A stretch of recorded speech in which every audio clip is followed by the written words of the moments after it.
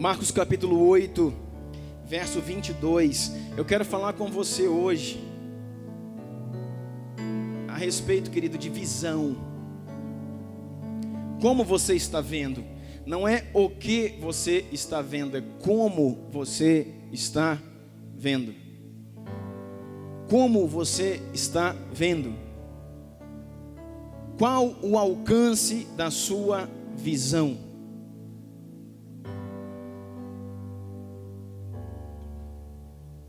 Qual o alcance da sua visão? Amém? A vista, ela é uma função dos olhos.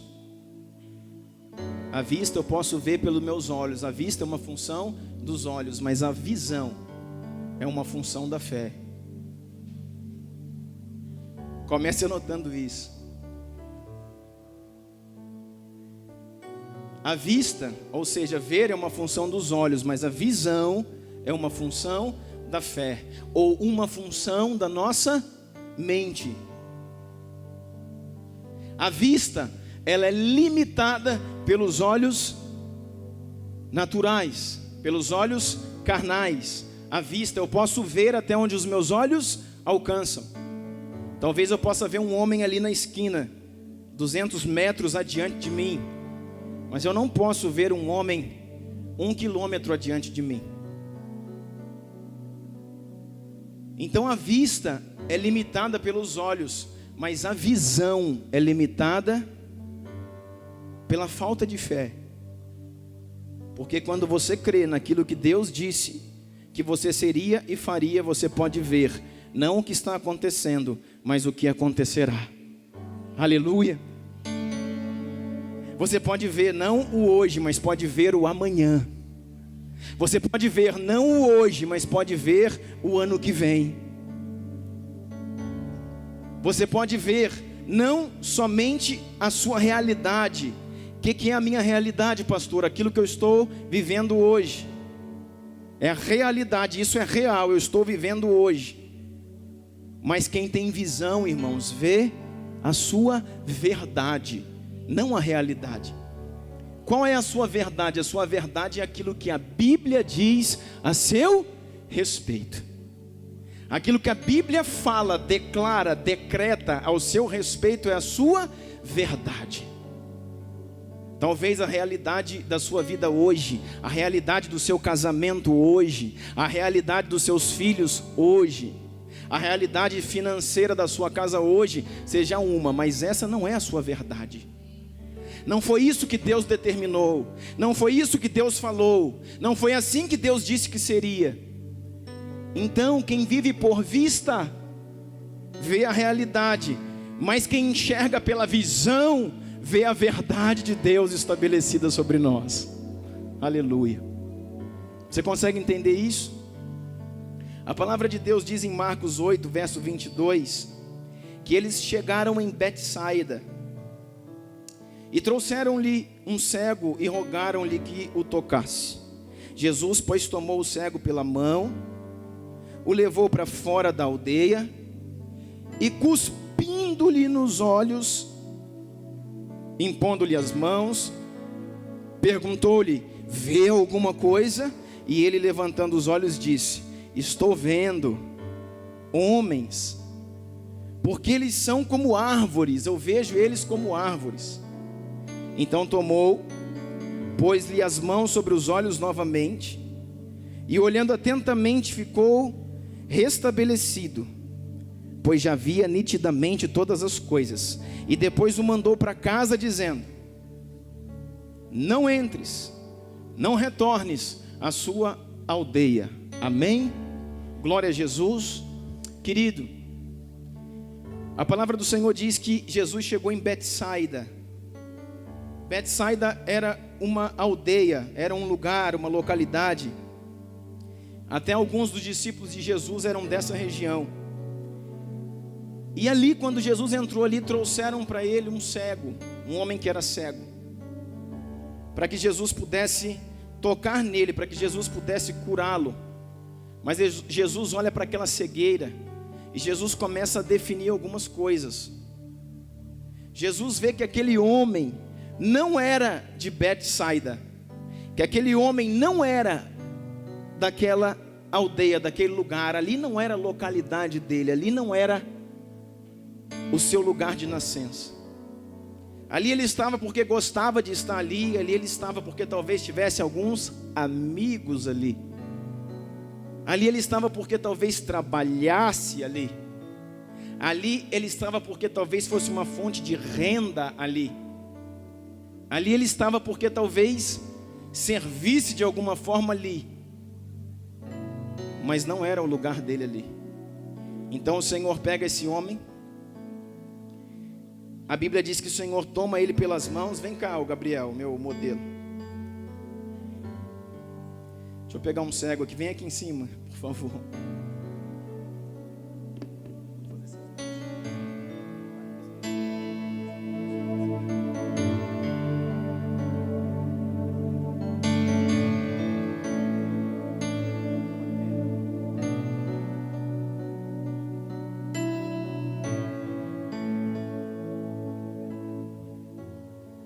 Está cego. E o Senhor fala assim, ó, ele está aqui, trouxeram-lhe um cego em Betsaida. E o Senhor pega nas suas mãos e o traz para fora. Vamos sair, está aqui os portais da aldeia, vamos sair para fora. Nós vamos sair para fora. O Senhor trouxe ele, tomou-o pelas mãos e o trouxe para fora. Tirou ele de um lugar de influência. Talvez Deus está falando alguma coisa com você. Algum lugar onde não é o seu lugar, mas você está inserido ali. Por causa de alguma coisa, por causa de algum recurso, andando com alguém que está influenciando a sua vida e te tornando cego.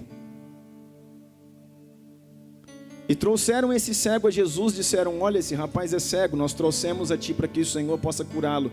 Então o Senhor pega-o pela mão e diz, para que eu possa curá-lo, eu tenho que tirá-lo desse lugar de influência. Eu tenho que tirá-lo de um lugar que mantém a sua cegueira. Então o Senhor chega para ele e cuspindo-lhe nos olhos. O que você acha que eu faço agora, irmão?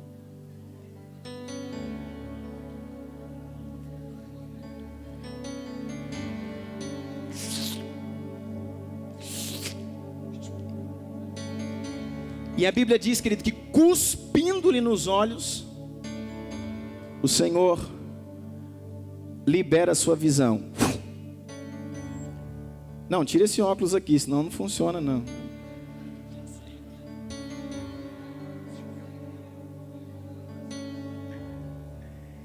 O Senhor libera a sua visão.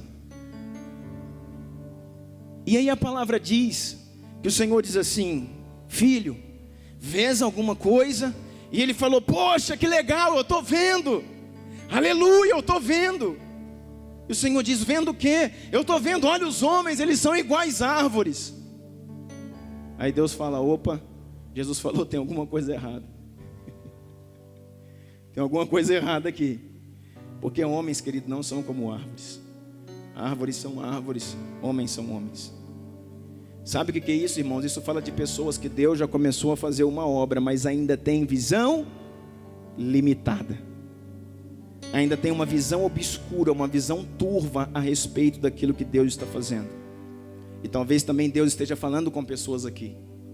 Pessoas que já foram tiradas da aldeia, pessoas que talvez já foram tiradas do mundo, pessoas que talvez já foram tiradas de um lugar de influência, onde eram cegas espiritualmente. Aí o Senhor tomou pelas mãos, o Espírito Santo te conduziu para fora desse lugar. O Espírito Santo te trouxe para o seu reino, te trouxe para o lugar da sua habitação. O Espírito Santo te trouxe para o centro da sua presença e começou agora a curar a sua cegueira. Só que a sua visão ainda é limitada.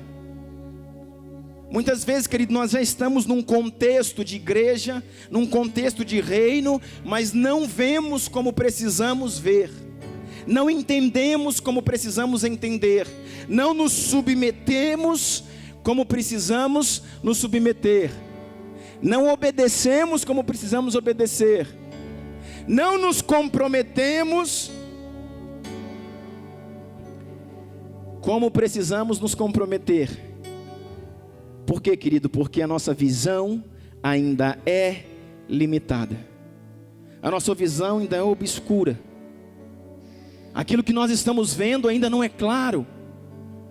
Sabe, irmãos, o reino de Deus, a sua obra, as suas coisas ainda não envolveram você de tal forma como a Bíblia diz, que nada mais importe. As coisas do Senhor ainda não envolveram o seu ser de forma como Davi pôde falar: o zelo pela tua casa, o zelo pela tua obra, o zelo pelos teus negócios me consomem. Consomem minha vida, consomem meu recurso, consomem minhas forças, porque foi para isso que o Senhor nos chamou, querido. Nos chamou para gerar algo em nós. E esse menino aqui, esse rapaz fala: eu vejo. E ele já estava feliz porque ele não via nada. Agora ele está vendo um monte de árvore andando. Eu vejo, olha, os homens são como árvore, ou as árvores são como homens. E o Senhor falou: não, não é assim. E por que que o Senhor pega? Por que que Jesus pega e cospe nos olhos? Por que que Jesus cuspiu nos seus olhos?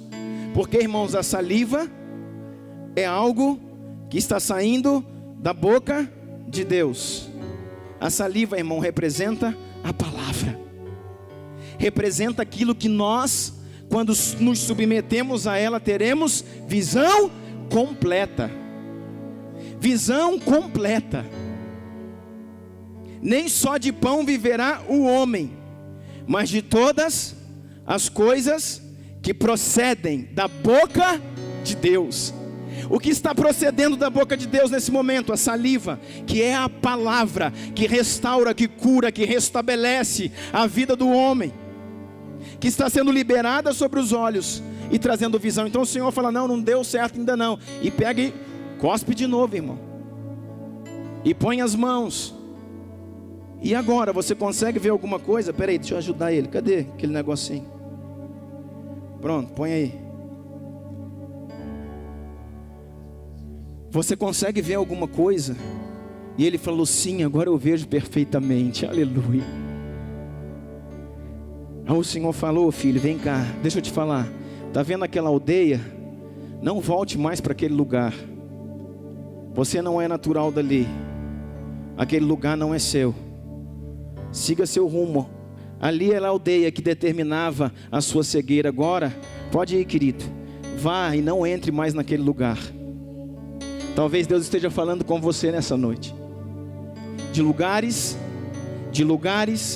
de pessoas, de amizades, de qualquer coisa que está limitando a sua visão, de que está fazendo com que você permaneça cego, de influências que te fazem cego, de lugares que roubam a visão que Deus quer dar a você. E o Senhor nessa noite está aqui, irmãos, para liberar a saliva, para liberar a palavra, no qual debaixo dessa palavra nós teremos a visão completa, em nome de Jesus. Em nome de Jesus. Tudo depende, querido, de como estamos vendo. De como estamos vendo. A palavra do Senhor diz que Deus escolheu um profeta, e o seu nome era Jeremias. E a Bíblia diz assim, em Jeremias, no capítulo 1, no verso 4. Veio a palavra do Senhor a mim dizendo: olha, irmãos, que chamado tremendo. Olha que chamado tremendo. Veio a minha palavra do Senhor dizendo: antes de formá-lo no ventre, eu te escolhi. E antes de você nascer, eu te separei, Jeremias. E o designei para que fosse profeta às nações. Aleluia. Oh glória. E diz assim: mas eu disse: soberano Senhor, eu não sei falar, pois ainda sou muito jovem. E o Senhor, porém, me disse: não digas que és muito jovem. Não diga isso, Jeremias. A todos que eu te enviar, você irá e dirá tudo o que eu lhe ordenar. Não tenha medo deles, pois estou com você para protegê-lo, diz o Senhor. Que chamado tremendo, irmão. O Senhor está falando para um menino, está falando para um jovem, para um profeta chamado Jeremias, está dizendo: eu te escolhi no ventre. Eu te escolhi no ventre da tua mãe. E ali no ventre eu te dei o seu nome, a sua identidade. Ali no ventre eu te designei para que você seja profeta às nações. Você sabia, querido, que Jeremias é um dos profetas que ele não profetizou somente para Israel e para Judá. Ele profetizou para toda a terra, para um juízo de Deus que viria para todas as nações da terra no seu tempo. Mas o Senhor ainda está chamando ele ainda, e diz assim: o Senhor estendeu a mão e tocou a minha boca e disse-me: agora ponho na sua boca as minhas palavras. Veja, eu hoje coloco você como autoridade sobre as nações, reinos, para arrancar, despedaçar, arruinar e destruir, também para edificar e para plantar. Verso 11: e a palavra do Senhor veio a mim e me pergunta: o que você vê, Jeremias? Eu quero dizer para você, irmão, todo homem de Deus que está sendo ativado nesse tempo, todo homem de Deus que tem interesse de estar no propósito de Deus nesses dias, precisa ter uma visão ampliada, precisa ter a visão de Deus e não as vistas. As suas vistas, irmãos, são corrompidos pela miopia, pela hipermetropia, pelo astigmatismo. Como esse rapaz que subiu aqui agora, sem os seus óculos, ele não consegue ver bem. Por quê? Porque as suas vistas naturais estão deturpadas por uma enfermidade. Mas se ele tiver visão, ele verá muito além do que as suas vistas podem ver. Ele poderá contemplar muito além do que os seus olhos podem ver. Então Deus está levantando uma geração. Deus está chamando homens que estejam dispostos a ter essa visão. E pergunta assim para Jeremias: Jeremias, eu te chamei. Primeira coisa, você estava com medo, e eu te encorajei. Então primeira coisa que Deus vai fazer com essa geração: Deus vai nos encorajar. Segunda coisa, Deus chama Jeremias, e Jeremias fala assim: não, eu não dou conta, eu sou muito novo ainda. Jeremias está dizendo: eu sou pecador. E ele pega, assim como fez com Isaías, e toca na boca de Jeremias e diz: pronto, agora eu também te santifiquei. Então o Senhor nos encoraja, o Senhor nos santifica. Mas agora, irmãos, o Senhor precisa que nós tenhamos uma visão.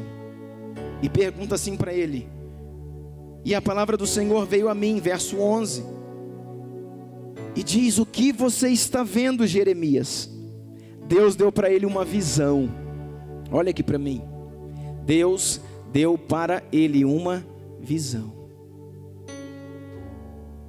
Deus deu para ele uma visão e falou assim: olha, você vai ser realmente levantado como um profeta, como um homem de Deus para esse tempo, se a sua visão for suficiente para interpretar a minha visão. Você está entendendo isso? Você vai ser levantado efetivamente como alguém apto para o serviço nesses dias, se a sua visão estiver alinhada com a minha visão, diz o Senhor. Não, você não entendeu nada, vou falar de novo para você. Você só será levantado nesses dias para um serviço. Você só poderá fazer algo para Deus nesses dias, se a sua visão estiver alinhada com a visão de Deus. Se aquilo que Deus está te mostrando, você consegue interpretar e tomar atitudes corretas com aquilo que Deus está te mostrando. Então a prova final de Jeremias é: o Senhor dá para ele uma visão. O que você está vendo, Jeremias? E Jeremias olha e fala: Senhor, isso aí é uma vara de amendoeira. É isso que eu estou vendo. isso é uma vara de amendoeira. E o Senhor falou: viste bem, Jeremias, é isso mesmo. Isso é uma vara de amendoeira. E qual o significado disso? E estava agora nas mãos de Jeremias, não somente ver, mas identificar, mas interpretar aquilo que ele estava vendo. E ele entendeu, irmãos, que existiam promessas de Deus para Israel. Existiam promessas de Deus para Judá, reino de Israel e reino de Judá. Ou seja, existem promessas de Deus para a igreja. Irmãos, os céus do Brasil, dessa nação, estão repletos de promessas do Senhor a respeito da igreja que aqui está implantada.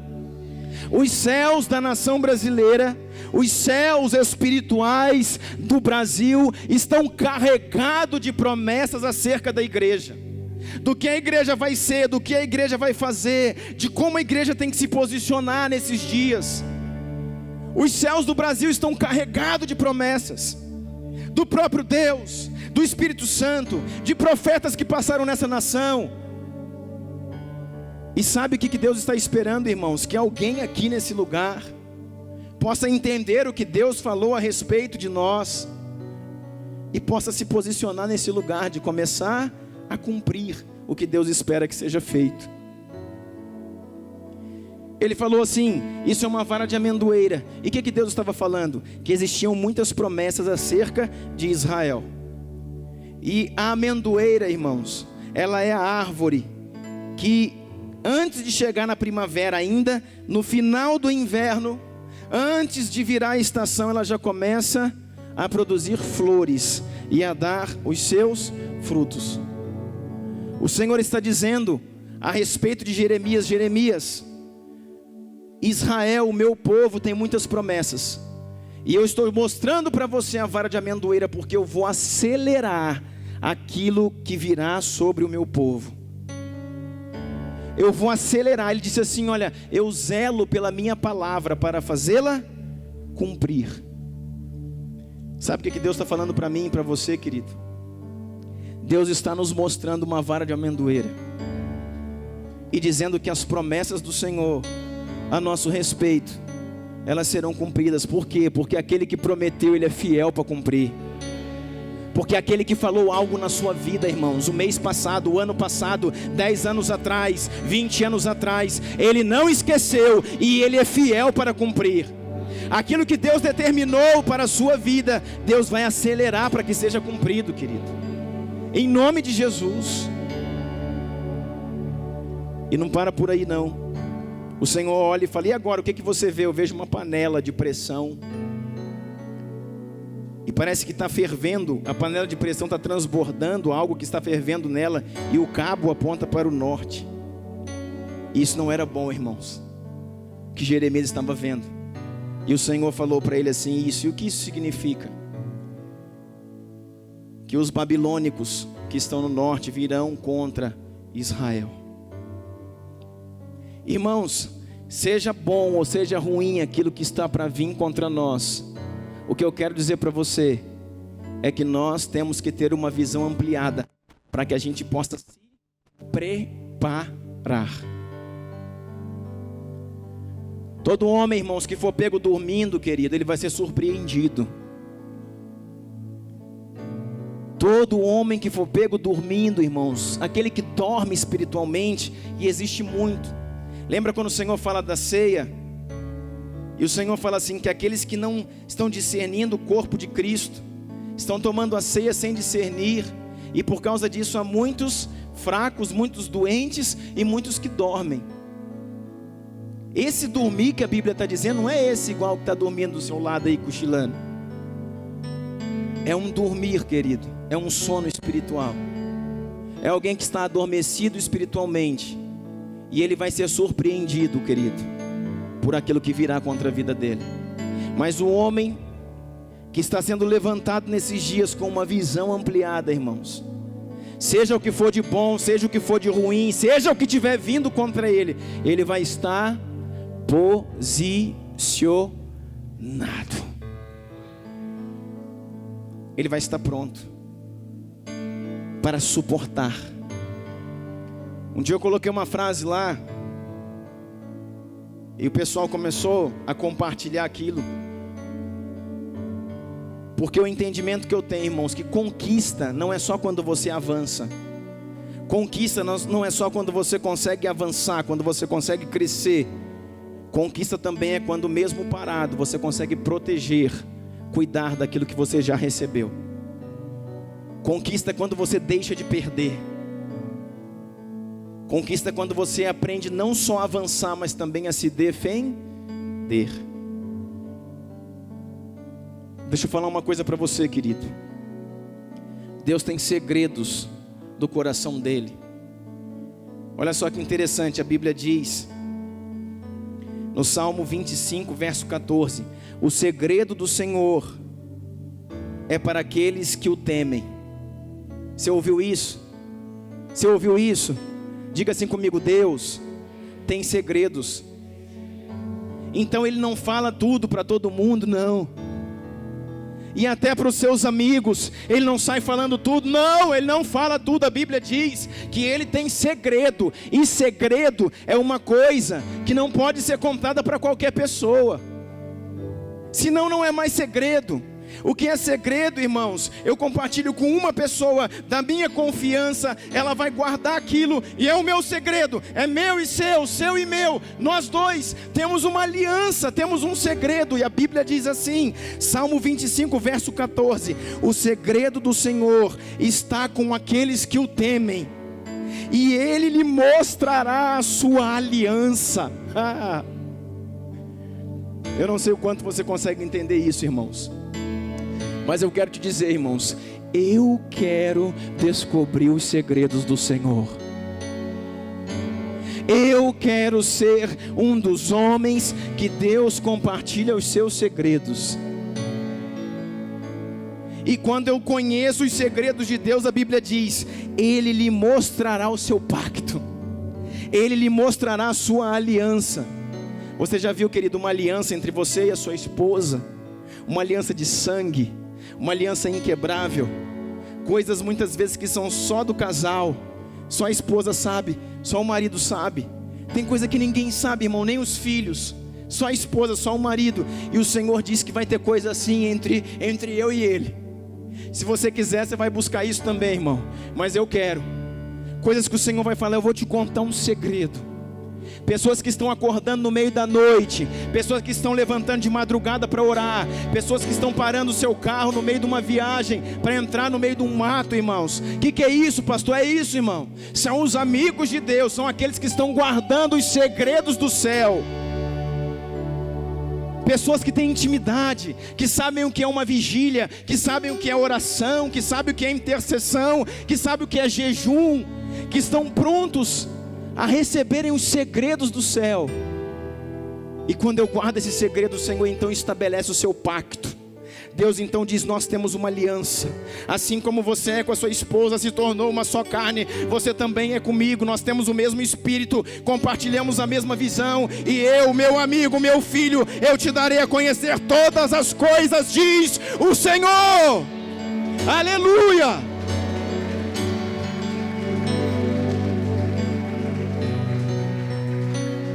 O Senhor fala isso em João capítulo 15, quando fala: não vos chamamos de servo, mas vos chamamos de amigos. Por quê? Porque eu vou dar a conhecer a vocês todas as coisas. Mas esses amigos, querido, não é assim: eu vou chegando e vou sentando na janela, eu vou chegando e vou sendo amigo. Não é assim, irmãos. Existe um tempo, existe um preço, existe um lugar da amizade em Deus. E esse lugar está escrito aí em Salmo 25, 14. É o lugar daqueles que temem a Deus, que recebem como amigos de Deus os segredos de Deus, ampliam a sua visão e compartilham a sua aliança. Ah, que forte! Glória a Jesus. O Salmo 103, verso 7 diz assim: que Ele fez conhecido os seus caminhos a Moisés, e os seus feitos aos filhos de Israel.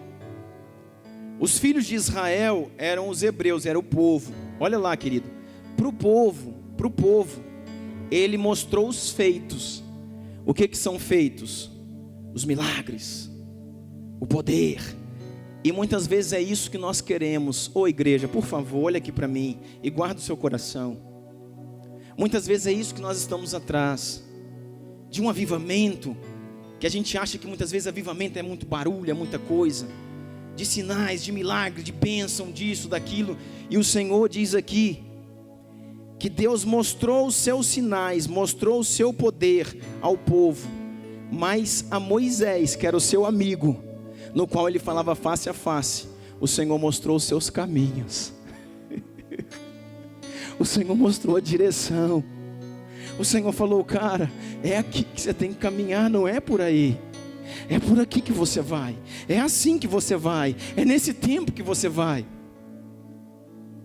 Irmão, não é de coisas que nós precisamos. Não é de mais uma conquista, não, mas nós precisamos conhecer os caminhos do Pai. Porque se eu conheço os caminhos de Deus, a Bíblia fala que eles são perfeitos, e no lugar perfeito, tudo aquilo que eu estou buscando eu vou ter. Tudo aquilo que eu estou buscando, irmão, vai vir à minha vida. Por quê? Porque os caminhos de Deus são perfeitos. E para a multidão, para o povo, Ele mostrou os seus feitos. Olha como Deus é poderoso. Ele mostrou os sinais e os milagres. Mas para os seus amigos, Ele mostra os segredos. Para os seus amigos, Ele aponta o caminho como umas placas de sinalização. Estás aqui nessa noite, querido, sem caminho? Estás aqui nessa noite sem direção, confuso? Entra num lugar de intimidade, querido. Entra num lugar de intimidade. Entra no teu quarto, fecha a tua porta, e o teu Pai que te vê em secreto, Ele te recompensará. Entra no lugar de ser um amigo de Deus, conhecedor dos segredos do Pai, e Ele vai te dar o destino que você precisa, a direção que você precisa.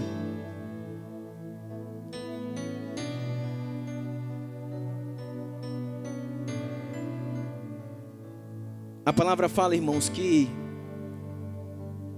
estamos falando de visão nessa noite.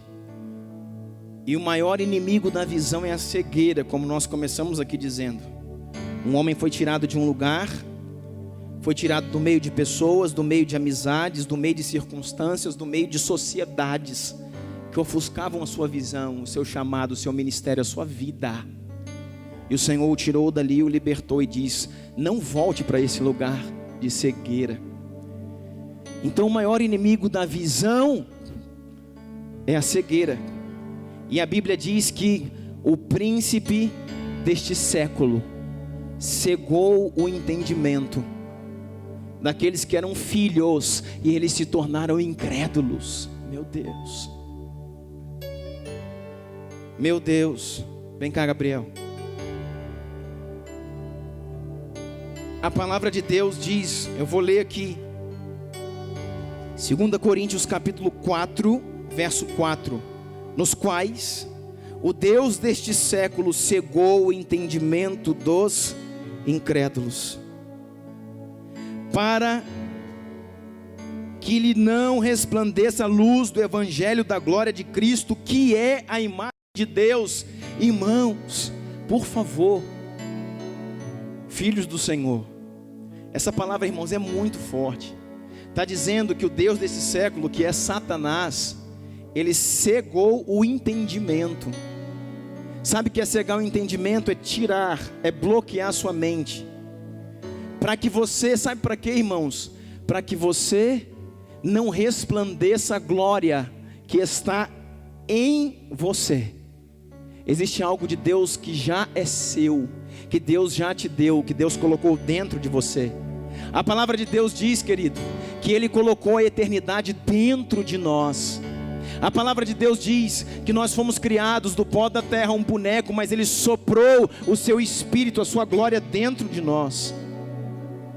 Mas nós estamos falando de visão nessa noite, e o maior inimigo da visão é a cegueira. E Satanás cega o entendimento, bloqueia a mente.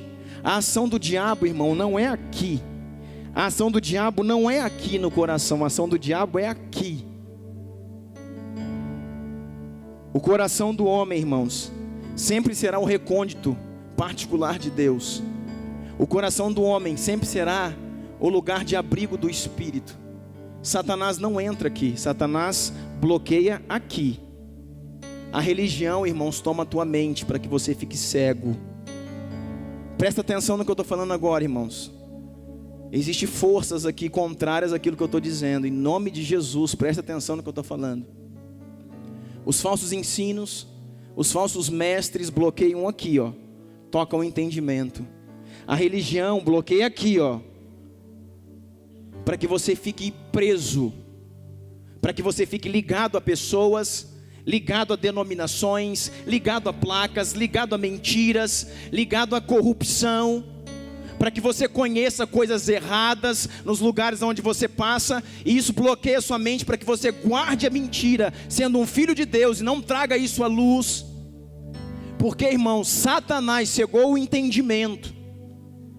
E aqueles que deveriam ser os atalaias do reino, aqueles que deveriam proteger a honra e a verdade, aqueles que deveriam trazer as coisas para serem tratadas, são aqueles que compactuam. Por quê, irmãos? Porque Satanás está bloqueando aqui, ó,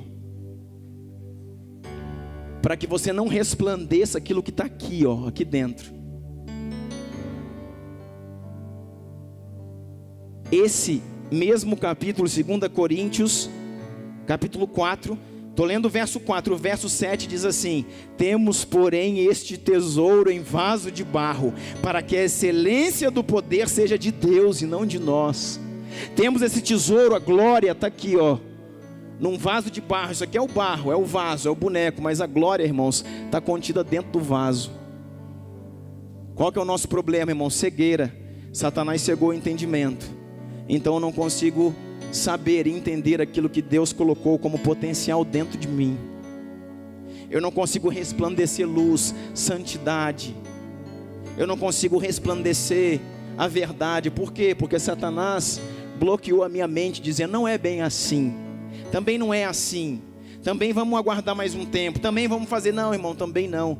Que seja a verdade, que seja a palavra, que seja a glória de Deus sobre a sua mente. Você está entendendo isso? Você está entendendo isso? E aí, irmãos, você é liberado e você consegue entender as coisas. Obrigado, Gabriel. Eu quero terminar com você.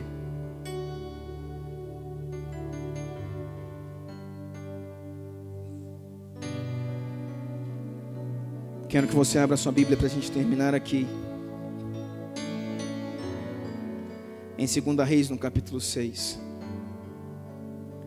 Uma palavra que diz assim, 2 Reis, capítulo 6, verso 14. Vamos começar no verso 10, 2 Reis 6, 10. Assim o rei de Israel investigava o lugar indicado pelo homem de Deus repetidas vezes, e Eliseu alertou o rei, que tomava as devidas precauções. Então enfureceu o rei da Síria, que, convocando seus conselheiros, perguntou-lhe: vocês não me apontarão qual dos nossos está do lado do rei de Israel? Irmãos, presta atenção nisso aqui. Nós vamos terminar nesse texto. Nós vamos orar. O rei da Síria, a maior nação bélica da época, se levantou contra Israel. Escuta o que eu estou dizendo. O reino mais forte, economicamente, politicamente e militarmente dessa época eram os sírios. Eles se levantam contra Israel.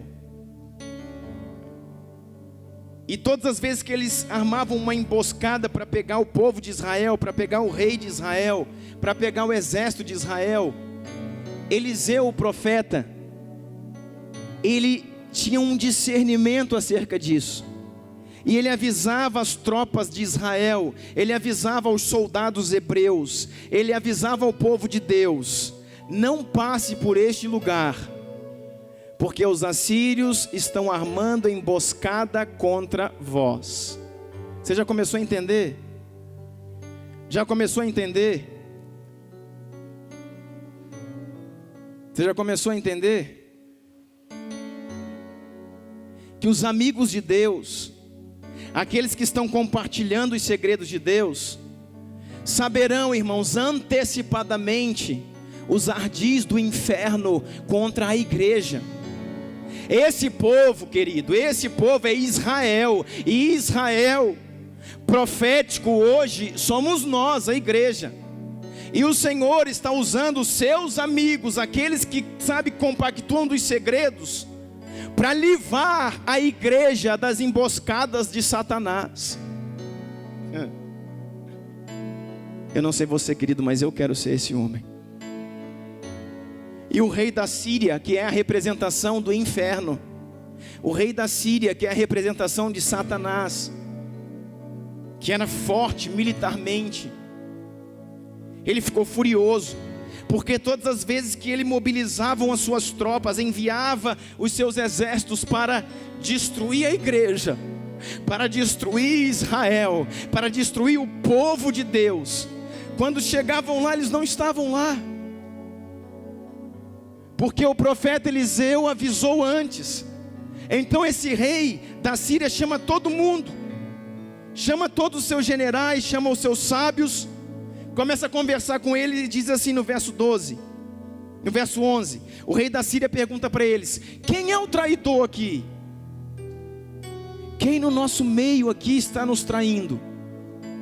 Porque já não foi nenhuma, nem duas, nem três vezes que nós mobilizamos os nossos exércitos para destruir Israel, mas sempre que chegamos lá nós somos confundidos, sempre que chegamos lá nós somos enganados, sempre que chegamos lá nós somos colocados, passados para trás.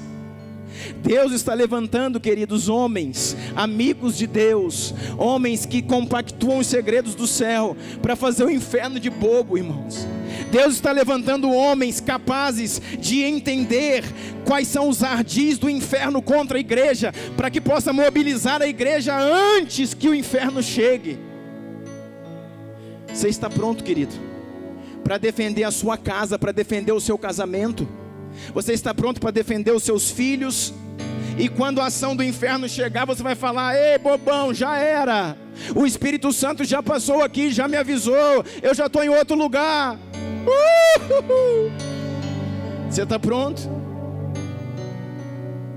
Mas só vive isso, irmãos, quem tem joelho calejado. Só vive isso quem escuta o estômago roncar de vez em quando, porque está de jejum e oração. Só vive isso, querido, quem dorme pouco e é acostumado a ir para vigília, para monte, para intercessão. Só vive isso, irmãos, aqueles que estão dispostos a pagar um preço. Eles não serão surpreendidos por Satanás, irmãos. Quando o rei da Síria, quando o exército de Satanás se posicionar contra a tua casa, os teus filhos, a tua família, a tua igreja, o espírito do teu amigo virá, aquele que você tem uma aliança, e vai dizer: sai daí agora, não passa por esse caminho, passa por aquele, não pega esse voo, pega o próximo avião, porque Satanás vai derrubar esse avião, porque Satanás vai causar uma tragédia nessa estrada, vai por outra. E quando Satanás, irmãos, fizer o que fizer em determinado lugar para atingir a sua vida, ele vai ver que você não está lá, porque o Espírito Santo te conduziu a um outro lugar. E você assim vai proteger a sua esposa, os seus filhos, a sua casa, as suas finanças e a sua igreja, o seu chamado. Esse homem ficou possesso. O rei da Síria, Satanás está nervoso aqui, chamou todo mundo e diz: quem é o traidor aqui? Existe alguém nos enganando aqui. Quem está avisando para Israel as nossas ações? Aí, irmãos, um homem disse assim no verso 12: respondeu um dos conselheiros: nenhum de nós, majestade, nenhum de nós, ó soberano rei, não há traidor aqui. É porque Israel tem Eliseu, Israel tem um profeta, Israel tem um amigo, Israel tem um amigo de Deus do lado deles. E o que esse amigo faz? O profeta que está em Israel revela ao rei de Israel as palavras que o Senhor consegue falar dentro do seu quarto. Ah não, irmãos. O conselheiro falou assim: olha, as palavras que você fala lá no banheiro, as palavras que você sussurra, os seus pensamentos, rei. Aqui, rei da Síria, aquilo que você intenta fazer, aquilo que você fala só para sua esposa. Existe um amigo de Deus, que é por Israel, e o Senhor faz ele saber as palavras que estão na tua boca, no teu pensamento. Aí agora eu vou te contar uma coisa, estava bom, né, irmão? Aí Satanás agora fala assim: aonde está esse homem? Não vai ser fácil não, irmãos. Agora Satanás esquece da igreja, agora Satanás esquece do reino e pergunta: aonde está esse homem? As armas do inferno se levantam agora e desviam o foco, porque agora, irmãos, é atingir os profetas. Agora é destruir os amigos de Deus. E a palavra diz aí: ordenou o rei: descubram aonde ele está, para que eu mande capturá-lo. Quando lhe informaram que o profeta de Deus, Eliseu, estava em Dotã, ele enviou para lá uma grande, inumerável tropa, com cavalos e carros de guerra. Eles chegaram de noite e cercaram a cidade. Oh meu Deus, me dá condição de fazer um filme e botar tudo que eu consigo ver espiritualmente numa tela, para ajudar pessoas.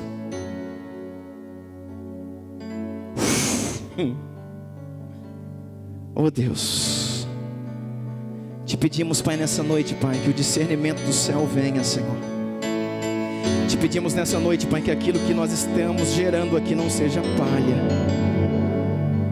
Te pedimos, Pai, te pedimos que aquilo que estamos gerando aqui, Pai, não seja palha. Te pedimos, Pai, que o Teu Espírito, pela misericórdia, Senhor, acha aqui amigos, Pai. Acha aqui amigos do Senhor, Pai. Acha aqui esses profetas como Eliseu, Pai. Oh Espírito Santo, oh Espírito Santo, gera isso em nós nessa noite.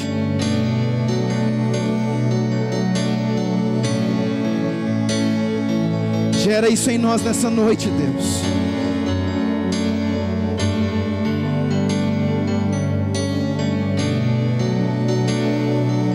Deixa Deus tocar você, querido. Deixa Deus ampliar a tua visão. Deixa Deus remover as escamas dos teus olhos. Deixa Deus fazer algo novo no teu espírito. Você não veio aqui à toa nessa noite não, meu irmão. Você não veio aqui assistir mais um culto, mais uma reunião, porque todo domingo você vem na igreja. Não, não é isso. Deus te trouxe a um lugar de treinamento. Deus te trouxe a um lugar onde você será adestrado para tomar lugar nos seus exércitos.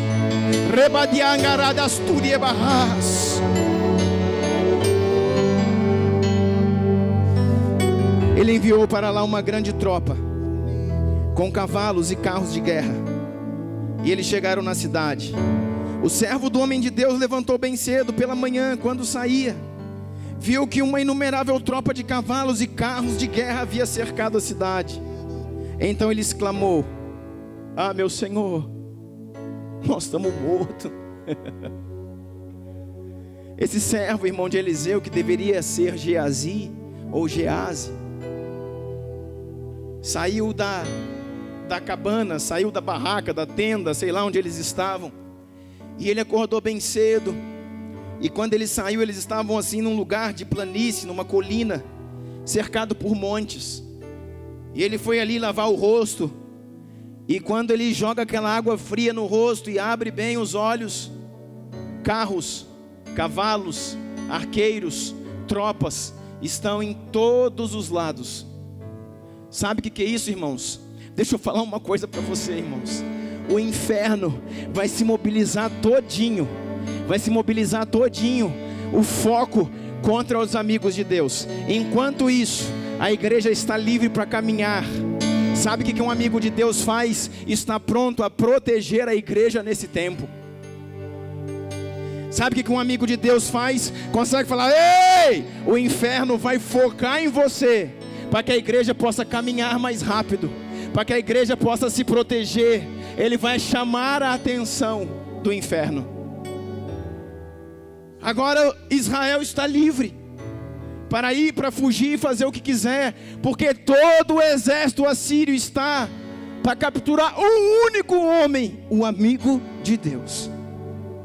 E quando Geazi chega e lava os olhos, ele molha ali e olha aquilo lá, ele diz: meu Deus, eu nunca vi tantos cavalos, tantos homens, tantos soldados. E ele chega desesperado na tenda e diz: Eliseu, foi muito bom estar contigo, foi muito bom ser seu amigo, foi muito bom ser seu filho espiritual, mas já era, acabou, nós já fomos. Eliseu falou: filho, o que está acontecendo? Ele falou: existe inúmeros carros, soldados, existem tropas da Síria em volta de todo esse lugar, nós vamos ser mortos, capturados. Eu vou falar uma coisa para você, querido. O amigo de Deus, aquele que tem visão, ele nem saiu da tenda para ir olhar. Ele falou assim: filho, eu não sei o que está acontecendo lá fora, mas eu quero te dizer que maior são aqueles que estão conosco do que aqueles que estão com eles. Eu quero te dizer, meu filho, eu quero te dizer que quando nós decidimos ser amigos de Deus, nós fomos amigos, passamos a ser amigo daquele que lidera e governa todos os exércitos da terra. Não existe um exército, não existe uma nação mais forte do que ele. Filho, olha aqui, meu filho espiritual, olha aqui, meu servo, não existe nada nessa terra que seja capaz de vencê-lo. E eu vou falar uma coisa para você: colocou as mãos nos seus olhos, tirou, como nós mostramos aqui, Satanás havia bloqueado o entendimento. Então Eliseu vai lá e libera o entendimento do moço e diga: pode voltar e olhe, e você vai enxergar quem é que está a nosso favor. E ele sai, e quando ele chega, cavalos e cavalos e cavalos de fogo, cavalos e homens e anjos e guerreiros do céu estão ao seu redor. E fala: meu Deus, isso aqui é filme. Irmão, pensa ver isso. Eu daria tudo para ver uma cena dessa. E ele começou a olhar, e cavalos de fogo, e guerreiros de fogo, e anjos de guerra posicionados em todos os lados. Eu quero dizer para você, irmãos, Satanás vai se levantar contra os amigos de Deus, mas é o próprio Deus quem guerreia por eles. É o próprio Deus quem os procede. É o próprio Deus quem os protege. E sabe o que ele vai fazer? Sabe o que ele vai fazer? Aí Eliseu chega lá, só levanta a mão e diz: Deus, se eu sou seu amigo mesmo, fere de cegueira todo esse exército. E pronto. Milhares de soldados agora estão totalmente cegos. Querido, eu preciso que você entenda muito mais do que algo extraordinário que está acontecendo aqui. Eu preciso que você entenda isso a nível espiritual. Satanás está cego. Deixa eu falar uma coisa para você: Deus dará capacidade a alguns homens. Deus dará uma unção sobrenatural para alguns homens nesse tempo, para cegar o inferno em favor da igreja, para cegar as hostes espirituais do mal. Comece a orar. Se você é amigo de Deus, comece a orar: Deus, cega Satanás diante de mim, cega Satanás e seus demônios, cega os principados do inferno diante da minha família, cega Satanás e seus demônios diante da nossa igreja. Deus, cega o inferno, que ele não nos veja, que ele não nos alcance, que ele não nos encontre, porque Deus está colocando essa autoridade na mão de alguns homens e de algumas mulheres de Deus nesse tempo. Agora todos eles estão cegos. Todos eles estão cegos.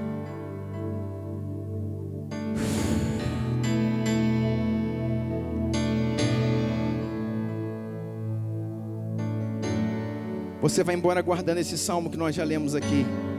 O segredo do Senhor é com aqueles que o temem, e Ele lhe mostrará a sua aliança. Deus tem segredos, e Deus está procurando homens para compartilhar os seus segredos. Deus está procurando homens para ampliar a sua visão.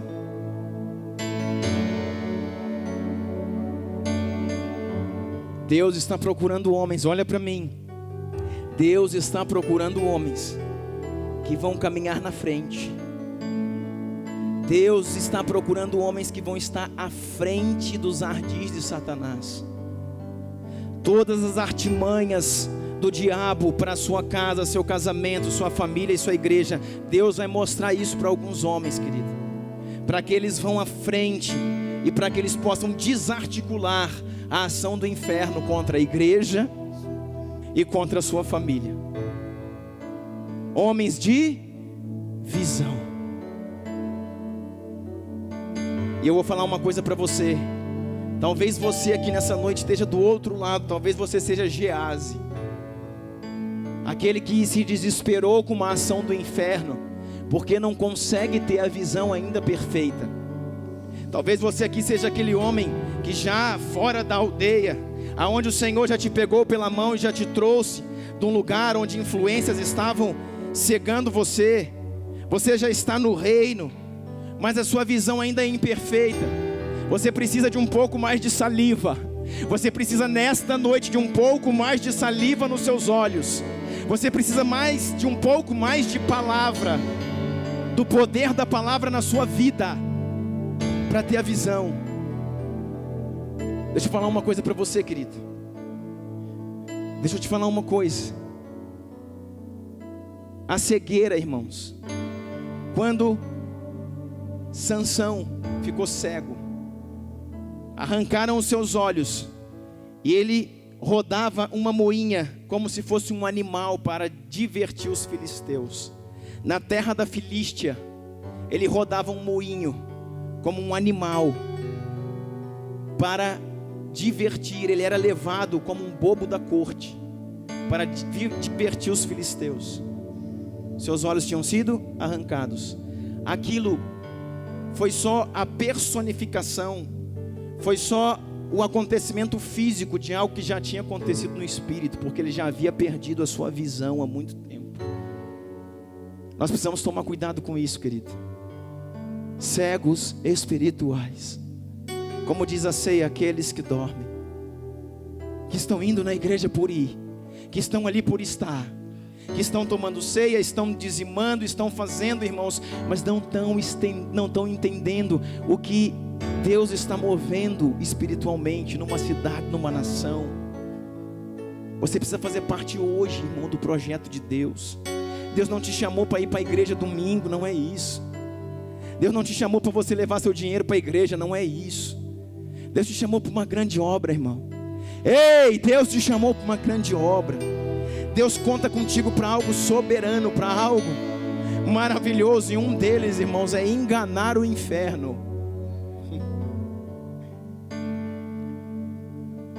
Esse Eliseu, ele teve a sua visão destravada por Elias.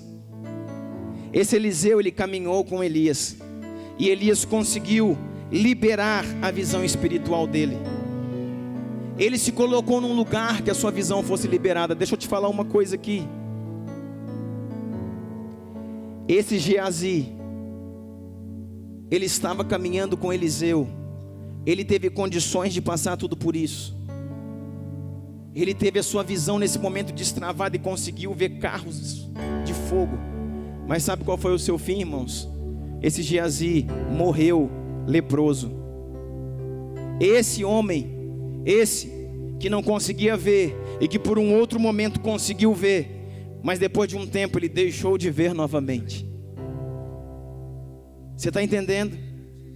Esse homem, ele não conseguia ver. O espírito da profecia vem sobre ele, libera a sua visão, ele consegue ver, mas depois de um tempo ele perde a visão novamente. Ele morreu leproso, Geazi, porque a cegueira da vaidade, a cegueira da ganância veio sobre ele. E ele quis se apoderar de algo que não era dele. E quando ele toma algo que não é dele, irmãos, a lepra corroeu o seu espírito e a sua carne, e ele morreu, porque novamente estava cego. Muitos homens, querido, muitos homens de Deus já caminharam numa visão sobrenatural. Muitos homens de Deus, queridos, já foram usados poderosamente pelo Senhor. Já foram usados para fazer coisas tremendas, já foram usados para se mover debaixo de uma unção muito forte. Mas hoje encontram-se cegos. Hoje encontram-se sem visão. Hoje encontram-se confusos. Eu quero dizer, você veio aqui nessa noite porque Deus quer restaurar a sua visão. Você veio aqui nessa noite, querido, porque Deus quer destravar os seus olhos, porque Deus quer te trazer a visão completa. Nessa noite o Espírito Santo vai fazer com você como fez com aquele homem na aldeia. Pega na minha mão, filho, pega na minha mão. Você vai segurar nas mãos dele. Ele vai te trazer para fora desse lugar espiritual que você está. E ele nessa noite vai tocar a sua visão. Nessa noite ele vai liberar saliva sobre os seus olhos para que você torne a ver. Nessa noite, querido, Deus vai fazer com você como fez com Geazi. Deus vai te tirar da tenda e vai colocar nos seus olhos a sua unção, para que você veja que no meio da guerra que você está, que no meio da confusão que você se meteu, que no meio da dificuldade financeira que está a sua casa, que no meio do inferno que virou seu casamento, que no meio da complicação que está os seus filhos, os anjos do Senhor estão lá e vão guerrear em seu favor. Você pode ficar de pé nessa noite e começar a liberar isso e começar a buscar isso de Deus. Filho de Davi.